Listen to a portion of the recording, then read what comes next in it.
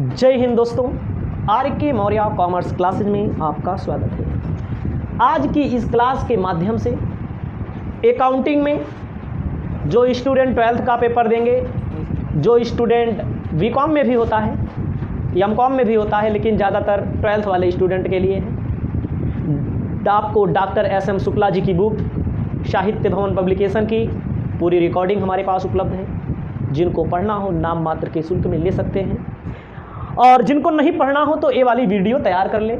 जिनको पेपर देना है, यहाँ से गारंटी लेता हूँ 2, 4, 10 नंबर आपका सिर्फ इसी वीडियो से तैयार हो जाएगा। चैप्टर का नाम है लाभकारी संस्थाओं के लेखे। अलाभकारी संस्थाओं के लेखों में आपको बताना चाहते हैं, अपनी कॉपी में लिख लीजिएगा, आपकी बुक में भी दिया होगा, गैर व्यापारिक संस्थाओं के लेखे। इसको शॉर्ट फॉर्म में एनपीओ कहा जाता है, नॉन प्रॉफिट ऑर्गेनाइजेशन, गैर व्यापारिक संस्था। और आपके पेपर में यहाँ से पूछा जाता है गैर व्यापारिक संस्था से आप क्या समझते हैं। आपको जानकारी होनी चाहिए ऐसी संस्थाएं जिनका मुख्य उद्देश्य सेवा भाव होता है, फायदा कमाना नहीं होता, उसे गैर व्यापारिक संस्था के नाम से जाना जाता है।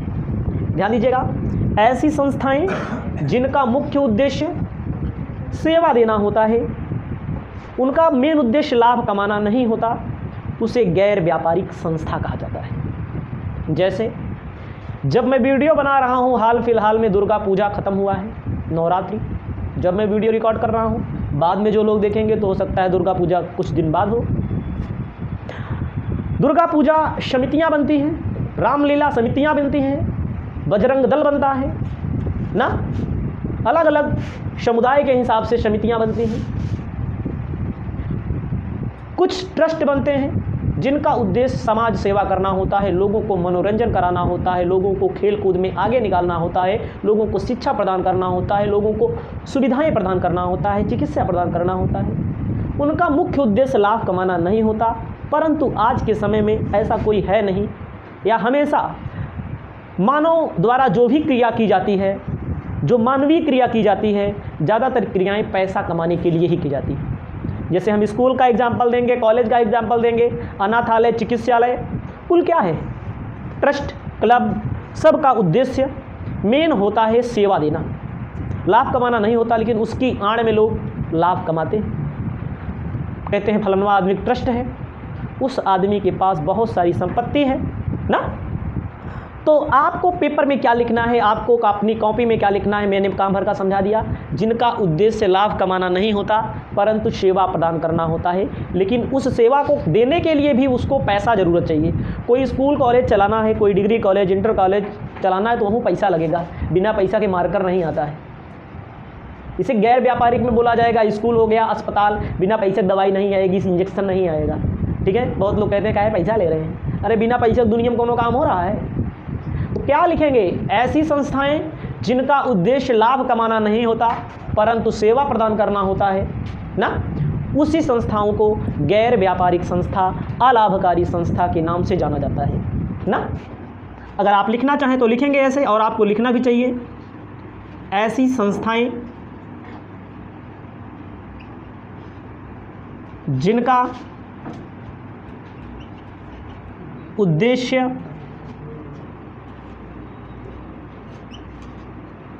लाभ कमाना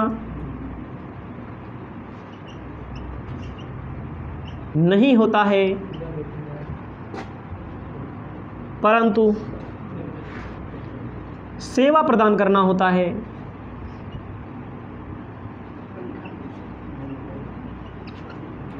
ऐसी संस्थाओं को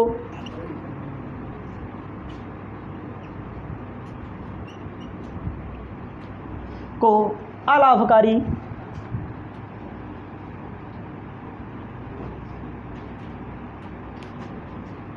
या गैर व्यापारिक संस्था कहते हैं। ऐसी संस्थाएं जिनका उद्देश्य लाभ कमाना नहीं होता परंतु सेवा प्रदान करना होता है, ऐसी संस्थाओं को अलाभकारी या गैर व्यापारिक संस्था के नाम से जाना जाता है। इतना समझ में आया?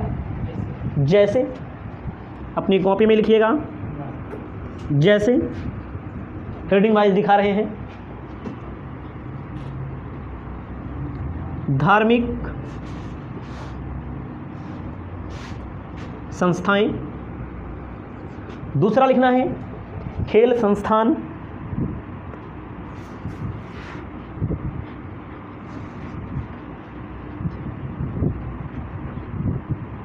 चिकित्सा संस्थाएं। चौथा लिखना है सामाजिक संस्थान।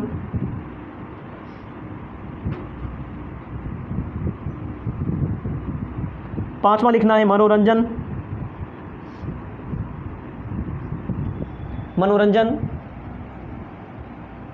संस्थान। ठीक है, अगला लिखना है शैक्षणिक संस्थान। और भी हैं पेशेवर व्यक्ति। सातवां नंबर भी रेड कलर में लिखते हैं, पेशेवर व्यक्ति। आठवां लिखना है पेशेवर संस्थान।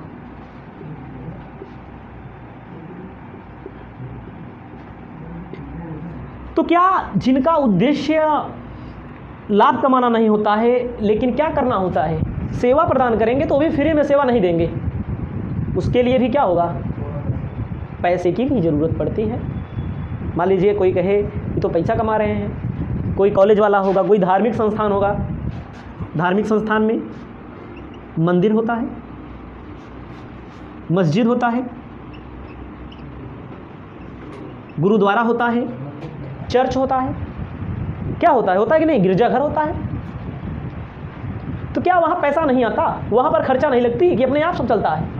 किसी मंदिर में पुजारी होता है, पैसा का वह सिर्फ पुजारी ही अकेले ले लेगा, वहाँ भी खर्चा होता है। किसी मस्जिद में भी खर्चा होता है, रंगाई पुताई लाइटिंग का फ्री में आएगा। खेल संस्थान क्या होते हैं, क्लब, स्पोर्टिंग क्लब होते हैं, स्टेडियम होते हैं। ये क्या होता है, व्यायामशाला होती है। स्टेडियम में क्या होता है, खेल होता है। खेल की सामग्री क्या फ्री में आती है, पैसा लगता है ना। इसके लिए भी अकाउंटिंग जो की जाएगी उसे गैर व्यापारिक संस्थाओं के लिखे बोला जाएगा। चिकित्सा संस्थान में क्या आएगा, अस्पताल,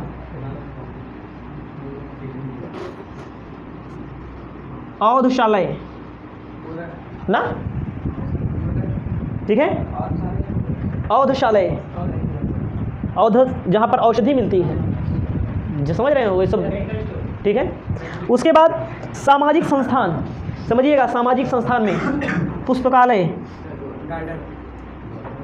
बहुत सारे सामाजिक संस्थान हैं, सामाजिक ट्रस्ट बने हुए हैं। हर हर गंगे माँ सेवा, माँ दुर्गा पूजा समिति ना, बोल बम कांवरिया संघ बनता है, हम लोग के यहाँ बहुत भंडारा होता है, ठीक है।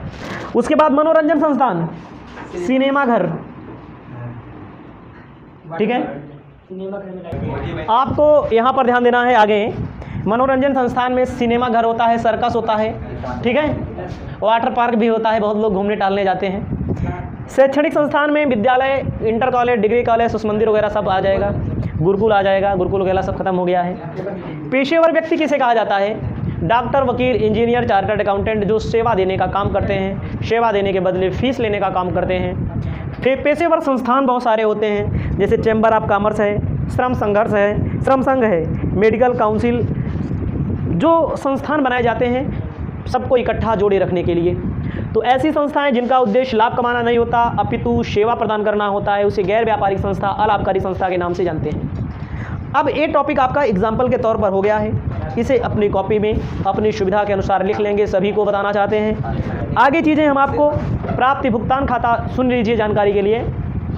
इसमें जो अकाउंट पूछा जाता है, एक होता है प्राप्ति भुगतान खाता, जिसे आगम शोधन खाते के नाम से जाना जाता है, एक होता है आय व्यय खाता। ये सारी चीज़ें आपको आगे एक एक करके बताएंगे। इस वीडियो को भले यहाँ समाप्त कर रहे हैं, लेकिन आगे की पूरी क्लास आपको लाइन से मिलेगी।